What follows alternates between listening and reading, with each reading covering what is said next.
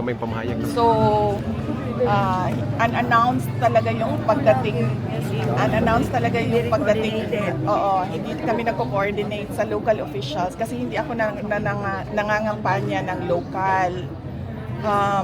Tulad ngayon, meron palang baccalaureate mass dito. Nandito si Mayor Mix Durano ng Danau City. Nagkita kami. So, nag-invite siya ng breakfast. So, sabi ko, puntahan ko lang siya mamaya. Hindi siya, kasi hindi ako nangangampanya ng local, kaya hindi kami nagko-coordinate sa locals sa aking pag-ikot. Dumidiretso kami sa tao kasi ang kampanya ko naman ay pasasalamat at para sa mga 10 senators.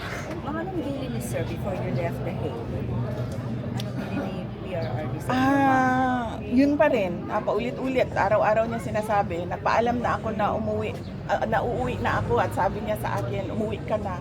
So parang inulit lang niya yung sinabi ko na uuwi na ako dahil kailangan ko na mangampanya according to sa napag-usapan natin. At yun ang sinabi niya, umuwi ka na. Thank you. Kunan ko na yung mensahe mo sa pagkamatay ng national artist na si Nora Honor at saka sa Santo Papa. Ano mensahe na? Yes, opo. Nag-release po kami ng statement sa pagkamatay ng ating pinakamamahal na Pope Francis. At maalala natin siya na inilapit niya ang Diyos sa mga tao, lalong-lalo na sa mga may sakit, sa mga the dying, the sick, the dying, and the poor and the oppressed.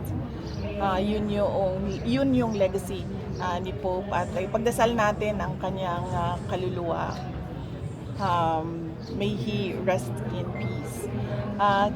Kay national artist Nora Honor naman, maalala ko sa aking childhood, no? Ang every Sunday na Superstar.